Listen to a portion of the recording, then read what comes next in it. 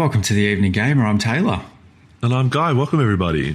First recording remotely. It gives the first day jitters. Feel like it's... Yes, we're back in school. I feel like we're just walking off that beach in the eastern suburbs again, discussing making a podcast. Walking back to mine. First day jitters. I don't know how this is going to go. This feels like a season 3 kind of vibes, but we're not in the new year yet. A resurgence, if you will. Yes, Baptism. new tech.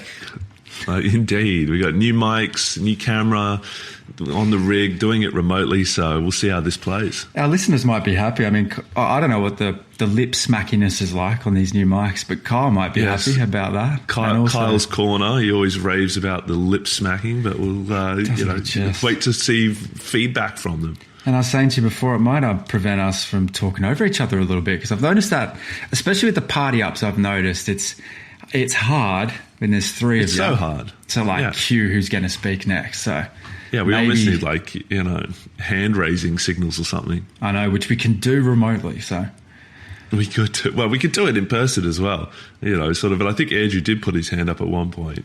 But anyway, welcome back, everyone. Episode 56. Welcome back. That's it. Here we go. have hell of an episode, and as usual, Guy's going to give us that agenda. We're going to jump straight on in. Happy to have you here. We're going to work our way through it. So we're doing a rant episode today. So off the top, we've both got a topic we're bringing to the table.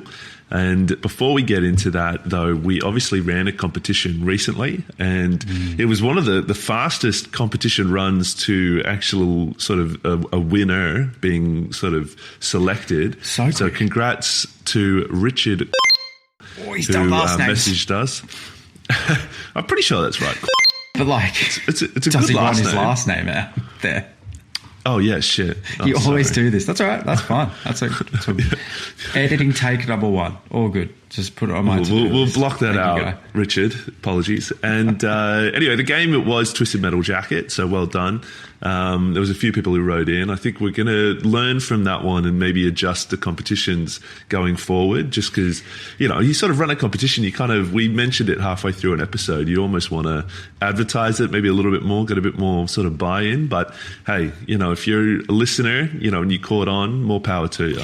I mean, hell of a memory. I didn't until you mentioned it to me. I was like, I have no idea. And I think I flicked back through so many episodes to try and find a bit of trivia for that. Yeah, no, you did well. And I think it came about because I think in that episode I mentioned to you that me and MJ were watching Twisted Metal, the TV show. MJ and I, yes. Oh, fucking every time. You know what I do in emails? Sorry. You know what I do in emails at work is I say, myself and...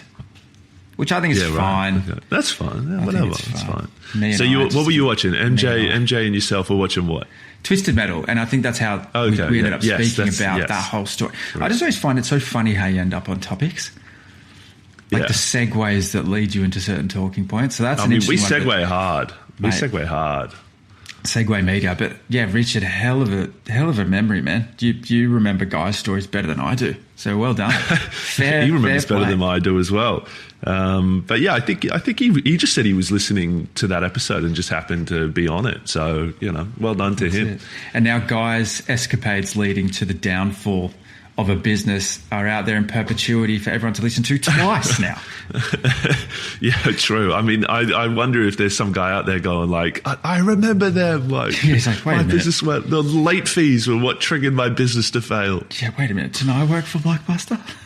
Yeah, it was an independent store. It wasn't sort of a Video Easy or any of those. There's some family out there just living in share housing and baked beans or something. Oh God! Off you make me feel guilty.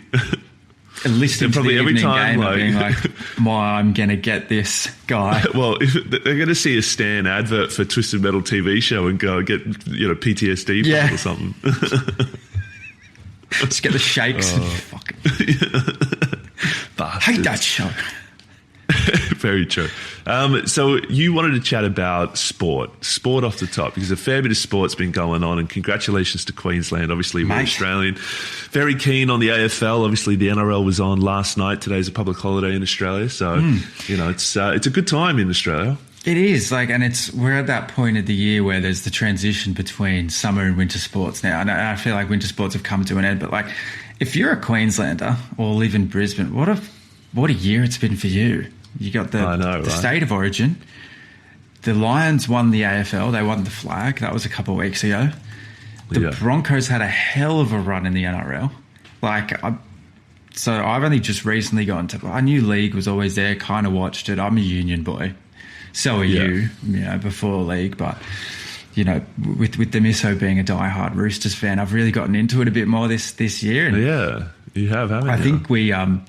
through her sheer hatred of other teams that all made the finals, we ended up landing on Brisbane, the Broncos, being our finals team that we were going to go in and bat for. And I won money on them every week in sports bet. And they had this incredible run where they came from behind in every game by 20 points. And so just mental, what a sporting year. And even the Reds in the Union for the Queensland Reds for Queensland in the Union had a pretty good campaign in the Super Rugby. So if you're a Brisbane Sporting fan, fair play to you. You've won it all. Yeah. This year. You have, haven't you? I mean, I watched the NRL one last night. I obviously watched the AFL, and the AFL one's more my vibe.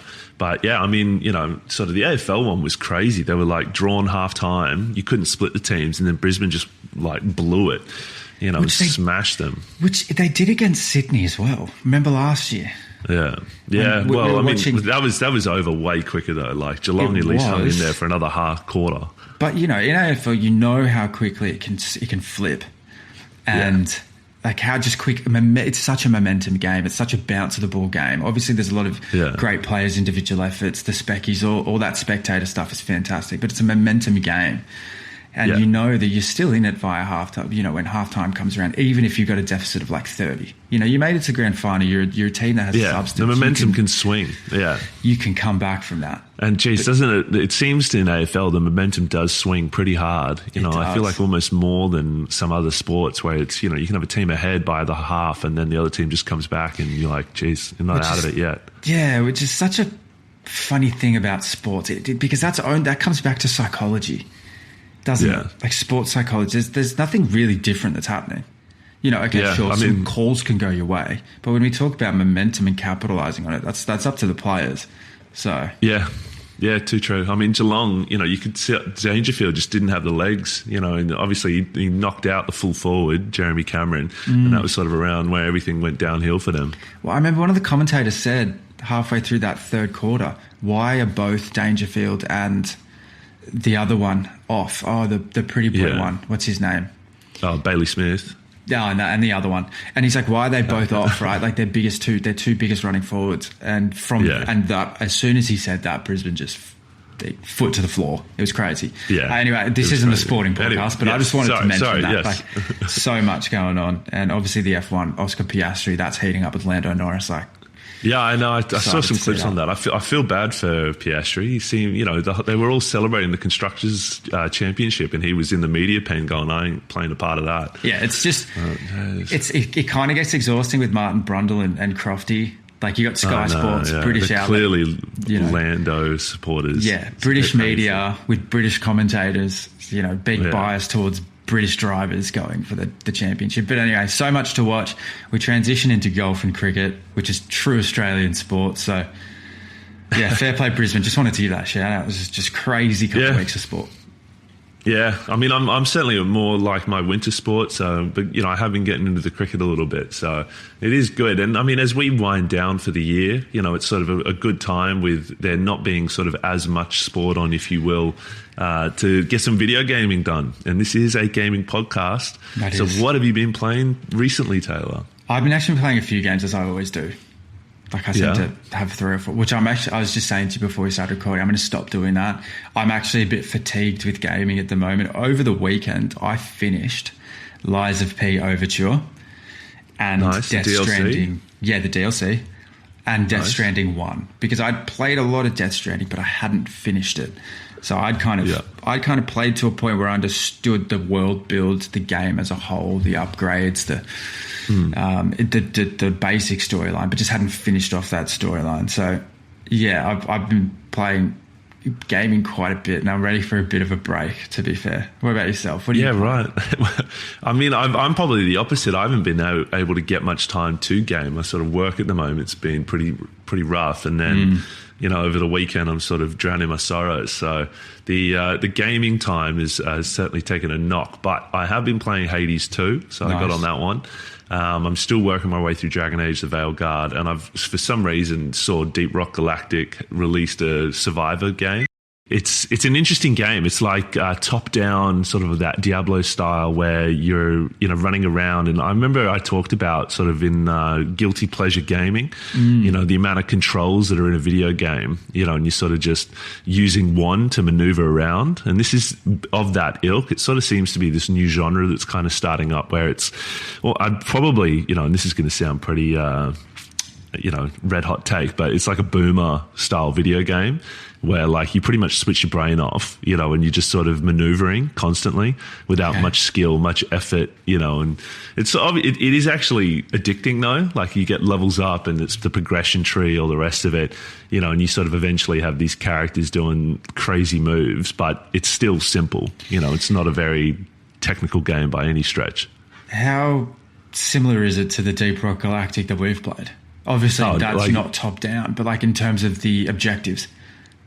So I mean, you basically get dropped in and it says mine these certain resources, and you just have constant waves of enemies coming at you. So it is at its core not too dissimilar, but I think that the top down style versus the third person we were playing, or is it first or third? I can't even remember. But anyway, it just changes it. It changes it completely. It's such a shift. The skill sets and all the rest of it are not there.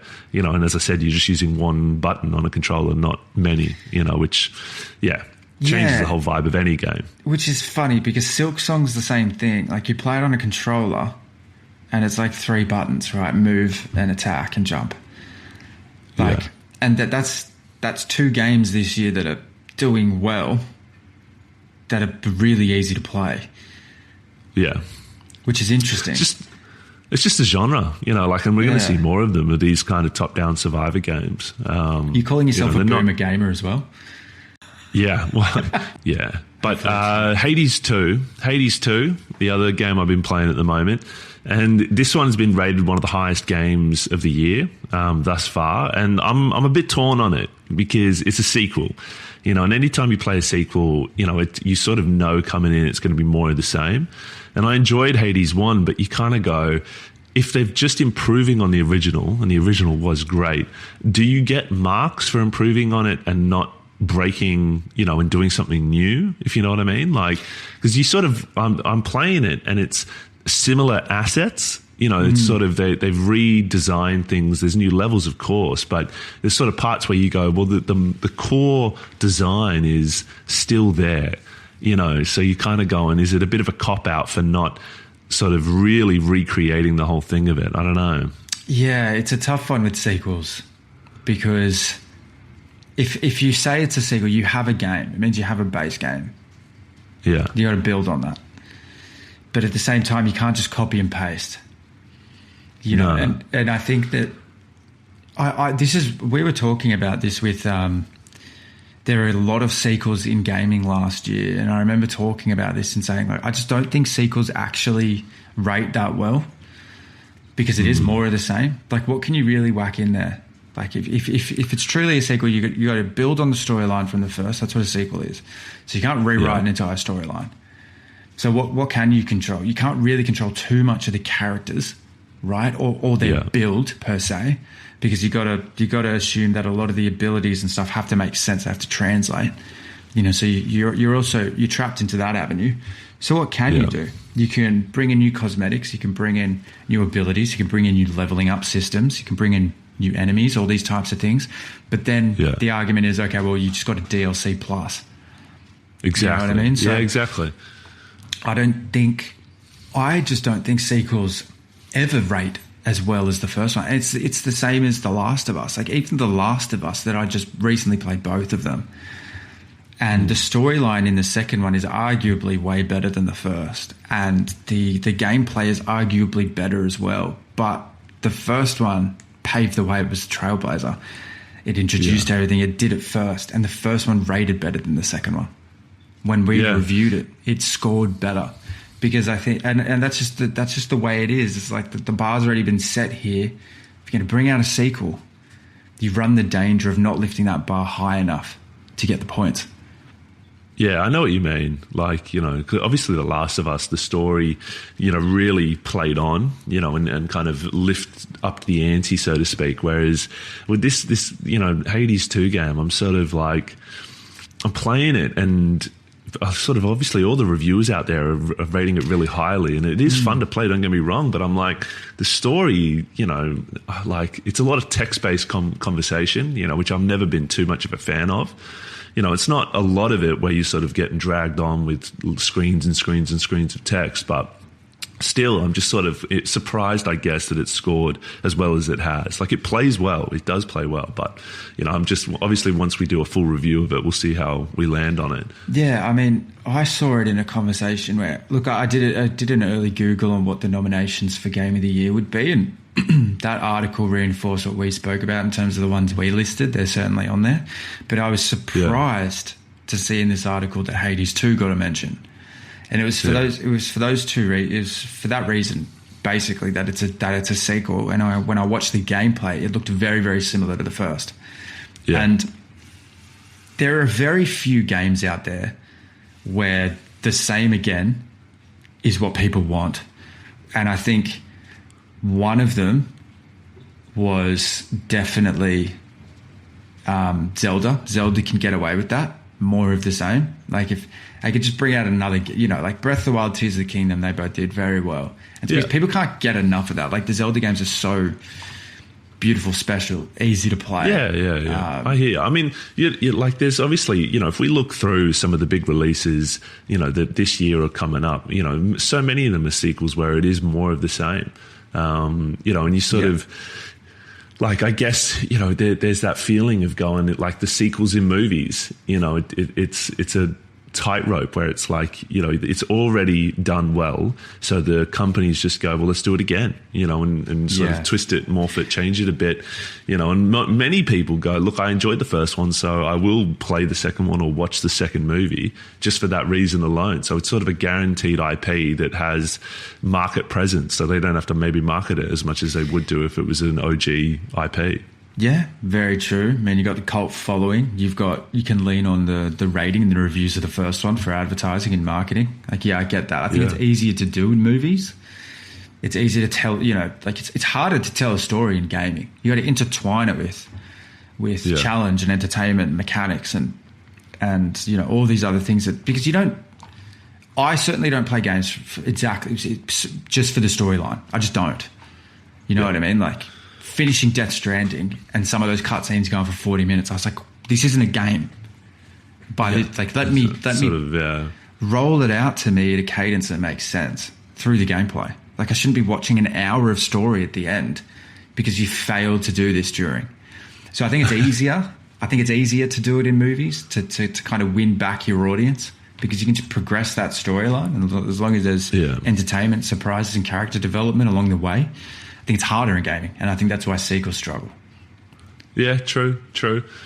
Speaking of movies, I went and saw One Battle After Another, which is the new Leonardo DiCaprio movie that's just recently come out. And like, a lot of the people were sort of saying this is the movie of the year. And having seen it, I did like it. I liked it a lot. You know, it kept me really engaged. I've sort of obviously, you know, try to avoid spoilers for any of our listeners out there who haven't seen it. I had one minor criticism coming out the back of it, you know, and I'm sort of maybe we reconvene. Yeah, sure. Go for it. Is it that it wasn't realistic because Leonardo DiCaprio is dating someone his own age? That's a hot take. Is that why? No. This isn't real life, man. She's not 25. This doesn't make sense. Poor Leo. I mean, he certainly cops a lot of flack online for that. Yeah, I thought I'd just jump on that bandwagon for a second. No, hit me. No, fair. Because I've heard great things about this. Like, people, as you said, they're saying movie of the year.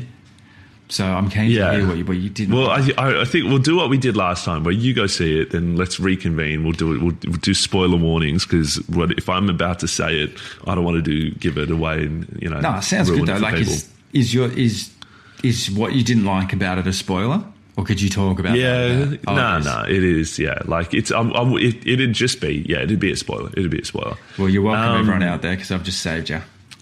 Yeah, exactly. My brother will be thanking you a lot. But what else did I watched Once Upon a Time in Hollywood again. I hadn't seen it since it first came out, which is Tarantino's movie. I know you're not the biggest fan of the old Tarantino. Don't mind. And I thought Django Unchained was some of his best work. Yeah, I mean, like for me, I think I always go back to Reservoir Dogs. That was my probably favourite one. And then obviously Pulp Fiction is phenomenal. So he's definitely got a number of movies that are really good. But I find it interesting him now moving into, the last two he's done. Or was it maybe the last two? Was it? Well, anyway, Inglourious Basterds and Once Upon a Time in Hollywood. Both of them use something what I call is revisionist history, where they basically take something that occurred and then tweak it and change it, to embellish it. Well, I mean, not even embellish it, just sort of even a step further than that, fully crafting a new sort of history of timeline of how it would go down. And with Once Upon a Time in Hollywood, I sort of watched it, and obviously it's the Madsen murders that occurred in 1970s. And the whole thing they changed with this is that instead of going to Sharon Tate's house, they go to sort of Leo and Brad Pitt's house, and that's sort of the change of it. And Leo and Brad then, sort of having weapons, a fucking flamethrower in his garage, and Brad Pitt being an absolute, sort of stunt man, sort of boss, he ends up murdering the three of them, pretty gruesomely as well. I remember watching it, yeah. I just like, later on in the pod, my rant topic will verge into the political space, but there's always this thing with gun legislation in America of like the reason why they don't want to ban them is because of the good guy with a gun. And that kind of movie really reinforced it of, because they went to the wrong house and those people were capable, that horrific thing didn't occur. And it kind of encourages that mentality of, that not to put gun legislation down, I guess. I think that's where my criticism of that movie came from, which is, it's a good movie. At the end of the day, like that's such a random, weird way to criticize what is a phenomenal movie, but whatever. I think you're right, though. I think, whether or not encourages it, it doesn't change my views on the whole gun thing. And well, let's not go into our views because then our audience may get what's the term? And I mean it's this classic thing of any time you've got anybody in celebrity this that whatever else they sort of come out with their hot takes and or backing a political party and you'll have producers being like, do not do that because you halve the audience. You have half the people that listen to you or watch you going, I'm not going to now go pay money, bums on seats. It always comes down to the bottom line. If, sort of they have a political opinion that is different to their own, so sort of you and I, we could certainly go into our own political opinions, and sort of I feel like we'd take the pod in a very new direction. Yeah, we would. And we won't do that. I'm tempted though. Don't get me wrong. I'm pretty tempted.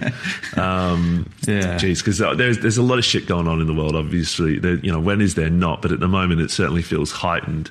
And I'm keen for our pod to be. This is gaming. This 100%. Is what you're here to listen to.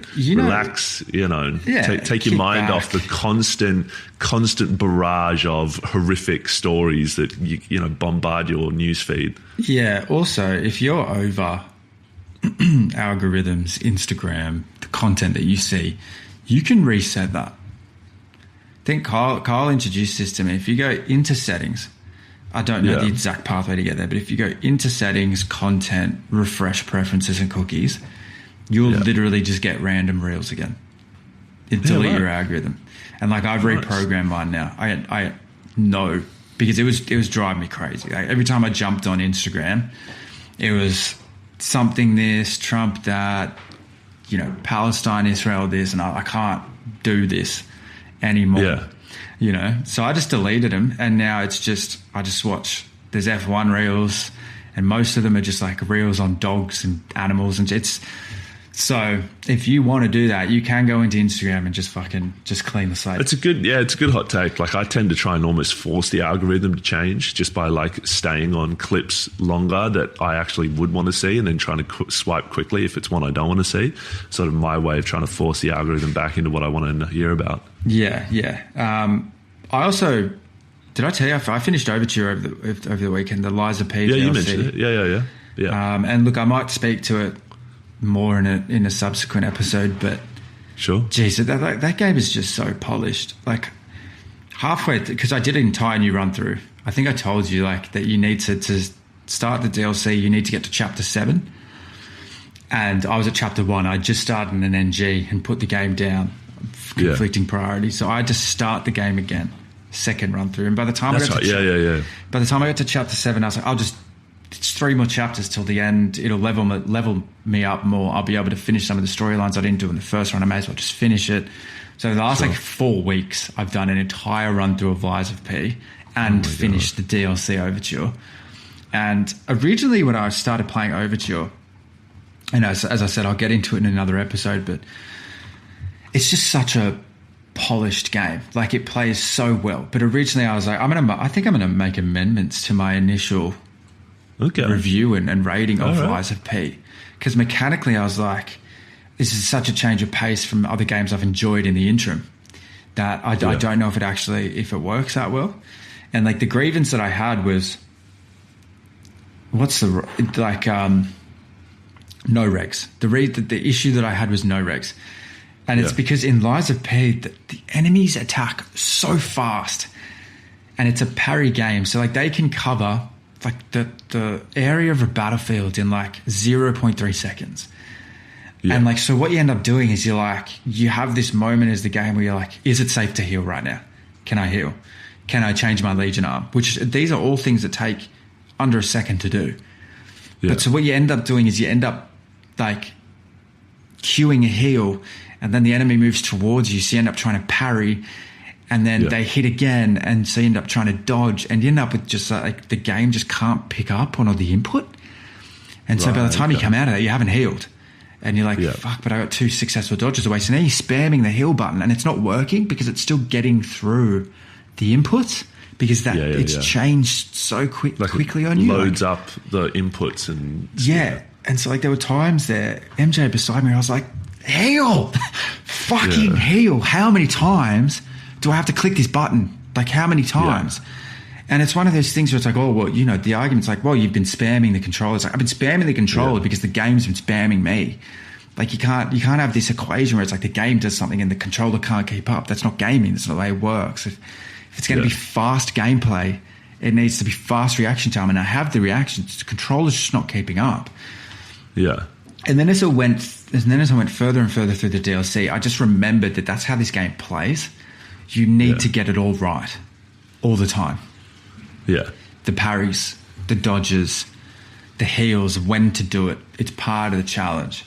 And I ended up just loving the DLC. And I speak to the storyline and the chat. Oh my God, some of the bosses are so fun, and some of the cutscenes they brought in, and like the animations when finishing off, and they brought in like gameplay with allies, which you'd never had. Like you have a Spectre, which is like your tier in all of these Soul games that you can summon, but they actually brought in ally gameplay of NPCs in the game. That was just so good. Storyline's fantastic. But finished that over the weekend. And that was super enjoyable. Again, added to my fatigue because some of those bosses were I can imagine. But like Lies of P was so up my alley in terms of gameplay. Like I love parry gameplay. And what I mean by parry is like timing a block at the right time, because what Lies of P did, and I mentioned this in the review, is it's not just a parry that protects you, is if you time it at the perfect time, it decreases it increases rather the stagger effect on your enemy. And if you can just sit there in a boss fight, and if you just parry, and you're able to do that for say 3 minutes, your enemy will stagger and you'll be able to do an ultimate on them, and that can take away like a quarter of their health. And like I loved Elden Ring and the dodge gameplay. Yeah. Because that is heavy dodge. But I also just Sekiro and Lies of P just nailed. They absolutely nailed parry gameplay, and it's so much fun when you get it right.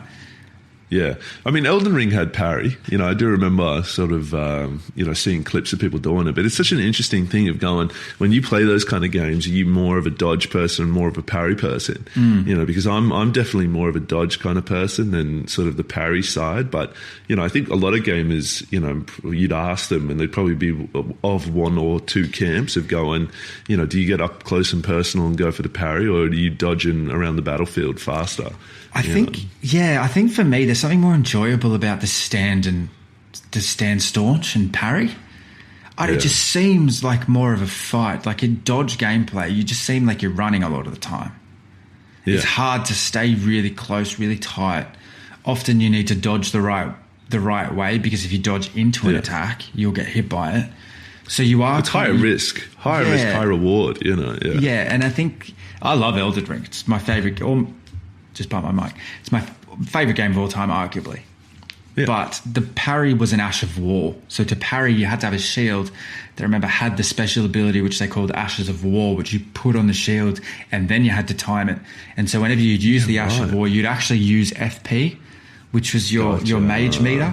So it wasn't. There was a parry ability, but I would argue that it was dodge default gameplay. Yeah, I gotcha. Yeah. Fair.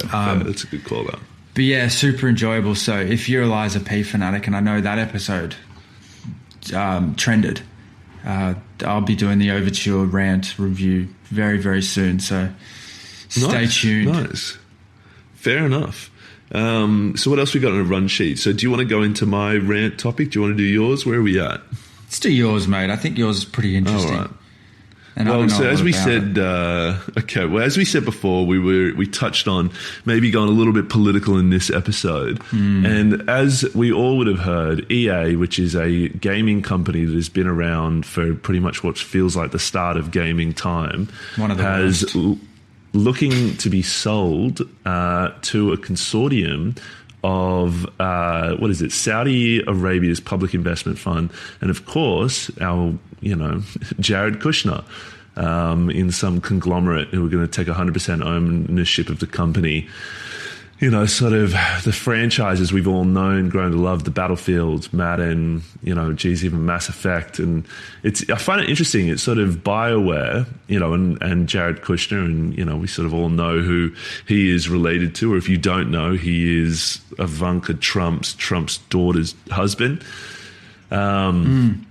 Gaming companies like BioWare. So BioWare, I mentioned this in a previous episode talking about Dragon Age, has always been a little bit on the front foot in terms of sort of cultural, well, not cultural, but sort of things occurring in society. So it was probably one of the first video games that had same-sex relationships going on it, sort of transsexual, sort of, gender identity sort of stuff. It's always been at the front foot of those kind of topics.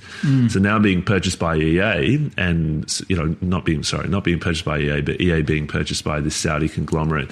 So the Saudi Arabians, for one, probably not the best when it comes to, sort of sexual, sort of, what would be the term for it? I don't think they've legalized same-sex marriage.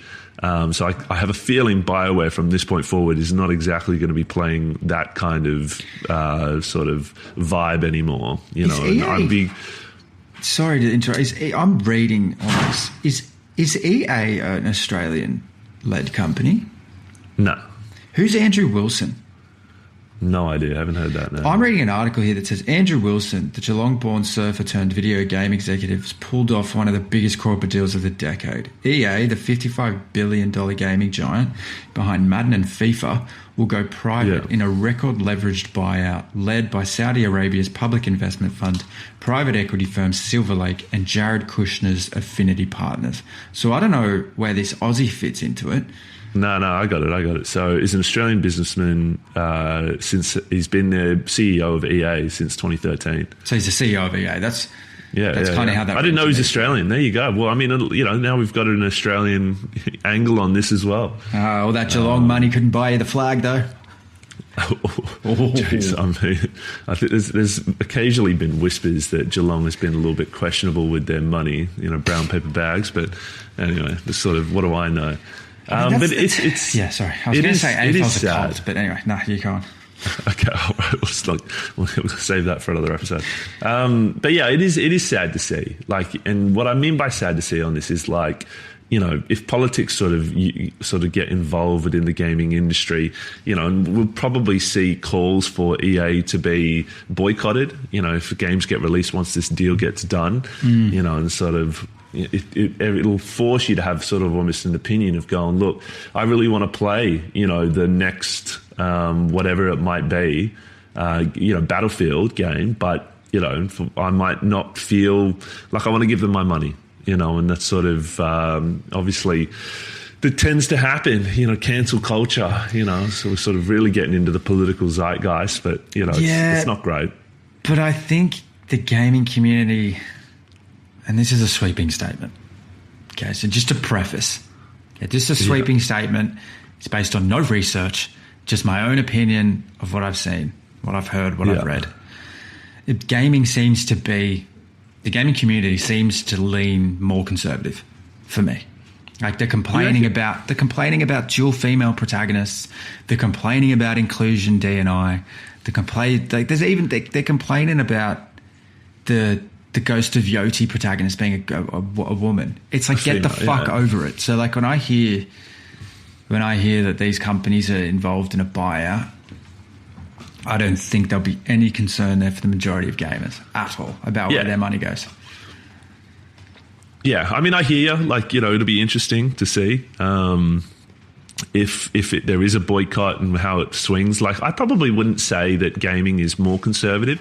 You know, I probably would argue that sort of there's loud pockets, you know, in any industry, you know, whether it's film, TV, even politics itself, you know, you've got people on both sides, you know, and sometimes can be a bit louder than others, you know, and sort of the clickbait titles where it's like so-and-so slams so-and-so or whatever it might be. Yeah. I also think maybe people get protective over things that they've been a part of for a long time and people don't like change. It'll just be interesting to see what change is welcomed here and what change hasn't been. Because there's been a lot of change that hasn't been welcomed. You know, you've seen that in all the clickbait stuff, all the tabloids. And now there's a huge announcement here of a few hands in the pie, a few questionable hands in the pie as well, as to how that's welcomed. And, you know, I think the thing for me as well is this isn't just as straightforward as someone having a passion for gaming and wanting to get into it for the gaming. That's not what's happening here. So if you're deluding yourself thinking this is good for gaming, it's not, because I guarantee they're not the motivations behind anyone doing this buyout. You know, we've got oil money mixed in with American politics, mixed in with Australian gaming. It's not the best thing for gaming. So it'd just be interesting. Yeah, it'd be super interesting to see what gamers decide, to see if you're right, if there is a backlash here, if there's a boycott per se, if people are more protective of their money and there's this effort from consumers to kind of make a change and, you know, or not support a change anyway. But I spoke about, you know, what Subnautica 2 did to their developers, and there seemed to be an agreement amongst that gaming community to not invest in Subnautica 2 based on the personal interests of those developers and how that just isn't fair. So I don't know. Maybe I've got this wrong. Maybe I do. I don't know. But yeah, we'll see. I mean, particularly in America, you know, the Americans are quite culturally, you know, sensitive, I would probably say. You know, I mean, most Western democracies really are when it comes down to, you know, even if it's just Saudi Arabia, you know, I mean, there's been talk recently of all those comedians who have gotten paid to go do a live thing somewhere in the Middle East. You know, I think it was Saudi Arabia. And, you know, we're talking about some Bill Burr, you know, who's often been somebody who's railed against billionaires, Pete Davidson, you know, whose dad died in 9/11, you know, and here they are sort of taking money from countries that were kind of had their fingers in those pies, you know, and so you sort of go, same with EA, you know, you can have all these people going, I really want to play Battlefield, but do I want to give money to these people, you know, and sort of where's your moral line end up in the sand of going, you know, how much money, or, you know, in the case of these comedians, to make them overlook these, you know, humanitarian indiscretions. It is interesting. And I think like Battlefield would be a hard game to forego. And I think it's a perfect segue into a new release coming up, or a release that has just come up, which is COD Black Ops 7, Which, to me, this franchise the COD franchise is a fucking joke to me now. It's a fucking joke. It's an absolute piss take. The rinse repeat. Why? Because I was an absolute COD lover, man. When I was you were. I remember. Yeah. I played Search and Destroy competitively, and that game, and from World at War, Modern Warfare 2, the original, not the fucking remake they did 12 months ago or whatever. They were great games, trailblazers, groundbreaking, huge, fantastic. You know, like the entire FPS online gaming community played these games. It was never a dull moment. Like that was when games potentially, from an online perspective, at its absolute peak. And now I look, and the first Black Ops came out shortly after Modern Warfare 2, and it was good. It was a really good game. You know, there were new versions of zombies, all this type of stuff, and it went a little bit into the futuristic space. Everything in between now and then has been nothing shy of a cash grab, just fucking garbage. And there have been COD games in between that I've somewhat enjoyed, but we just spoke about sequels and how you need to do things better. And I get it that, you know, these games, especially Call of Duty, that they don't have, you know, incredibly engaging storylines. There's a story that you can play, there's a story element there, but they're certainly not marketed as a storyline game. They're marketed as an FPS online shooter. Yeah, it's just been pathetic, and to think that we're still persisting with this every year a new game is fucking dog shit to me. Like, I get it. There's different developers and publishers in each of the versions. You know, I know Activision had a hand in Modern Warfare 2. I know that there's different companies that do the Black Ops, all this type of stuff. They all want their money. They only get to do it once every 2 years, fine. But as a franchise, it's a joke. This is an absolute piss take. Stop doing it. Stop buying these games. They're just rotting your money. The last one that came out was absolutely horrendous. And this is what I was saying about foregoing Battlefield, is that Battlefield's coming out at a time where it's like there's probably a lot of FPS gamers looking for something different. You know, that's why Warzone was so successful. A lot of these gamers that played COD that didn't want to play Apex, Warzone was the perfect substitute. People have been looking constantly for what is going to fill the void of COD. And I don't know, Black Ops 7 could be a groundbreaker, could be a phenomenal game, but I think it'd be tough for a lot of gamers to forego Battlefield based on just what the COD franchise has become, which is, to me, a bunch of clowns just putting out the same product, asking for more money. Yeah, I mean, you're not wrong there. Like, they obviously, interchange you between sort of the Modern Warfares and the Black Ops. You know, excuse me. It is interesting, you know, but it certainly gets the quantity of gamers playing it, you know, which is surprising. And like the single player campaigns tend to always be a bit of a laugh and fun, you know, and then you sort of play the multiplayer, you know, and you sort of go, it is pretty quick to rinse and repeat. Yeah, and that's the thing. That adds to it as well. Is COD has been relying on that for the last 15 years, and we've all been letting them get away with it. Relying on this fact that they're the only, you know, easy to play, very digestible, leads the way in FPS online. They're still riding that wave from 15 years ago, and there's been nothing that's come in and filled the void. And we're all just continuously letting them get it. I only bought COD, the COD 2 CODs ago, because there was a gap in FPS gaming. It's like, well, what do I do? It's like, well, there's a COD out. It's like, whatever, that'll do. And it did fine. But just for this thing to just, for how bad the last one was, I can't even remember its name, 12 months ago, whatever it was, for how bad that was, how bad the servers were, how terrible the spawn spots were, how terrible the guns were, how overpowered different particular things were. It was an absolute mess of a game. And to just have another one, to have another one come out, it's just 12 months later, and we're like, oh, spend another $110 on this, and I'll buy the season pass. Go fuck yourself.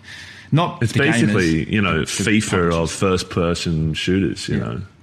Terrible. COD's in such a bad spot, which is why I'm saying, like, maybe you don't want to give your money to oil companies, but it's going to be hard to forego Battlefield, because anything that makes an improvement on that space is worth the time, because COD's done. COD is so dead to me. I mean, like if we'll see how the sales go for the new release, you know, and what the reviews end up looking like. it does tend to get fucking, I mean, be going this long, it's certainly doing something people like about it, I guess. I think it was probably the game that you and I first played together, sort of all the way back at maybe, geez, what would it have been? It's maybe not even the people like about it. It's like, imagine being starving. You're starving, you're really hungry, and you're in a deserted city, okay? And there's one place you can eat. And they're serving something that you liked there's one thing they're serving and you liked it 15 years ago. And you go, I mean, have you changed the sauce? And they go, fuck you, no. You go, have you changed the bread? And they go, no. It's like, are you using different meat? It's like, nah, it's the same shit from 15 years ago. But if you don't eat it, you're going to fucking die. That's where COD is. And if just anything else props up, anywhere near it, you'd go that. I mean, there's plenty of people who go, I've been ordering the same Subway sandwich for 15 years, who love the nostalgia hit, and continue to sort of buy on every year and get the cosmetics and all the rest of it, even though that meat is 15 years old and clearly not suitable to consume anymore.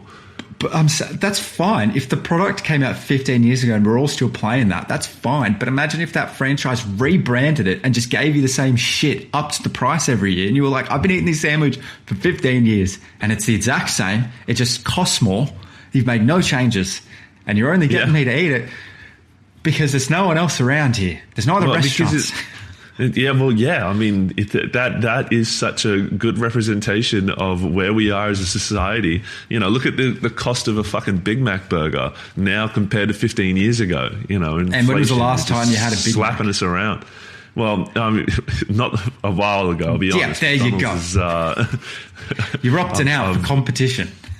No, exactly. And I think McDonald's for the first time ever actually had sort of their profits actually decreased or plateaued, for the first time in sort of history, which is a hell of a run. But anyway, so what was your rant topic today? I feel like, have we covered it? What are we up to? Yeah, that was it. It was COD.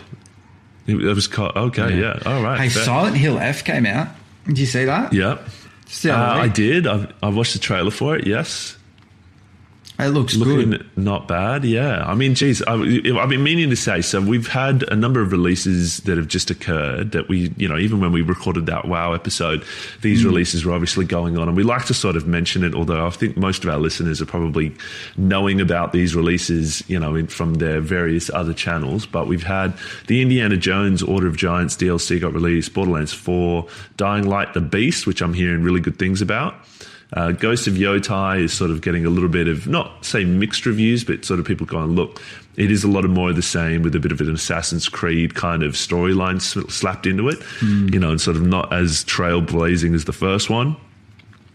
Games that are coming soon, Ninja Gaiden 4, Vampire the Masquerade Bloodlines 2, The Outer Worlds 2, Ark Raiders, and then, of course, the next Call of Duty, which we just spoke about. So there is a lot of good games out there at the moment. I think, as we said, it's been a hell of a year for gaming, and in one of our next episodes, I think we'll do a year that was, look back on some of the highlights, what we liked, what we didn't like. And then, as we probably tend to do, maybe kind of shut up shop for a period of time just to get some gaming done, and sort of let everybody enjoy their holidays without having to listen to us over that period of time. Unless you want to, of course. Yeah, I mean, we'll figure it out when we get there. But yeah, it's been a hell of a year. Like, I've had a number of things in the hard drive and on the run sheet at once. And I think a lot of that is because of the push of GTA. So, upset by that, but also maybe a little bit grateful. It's given a lot of other games opportunities to just get their product out there and work on it.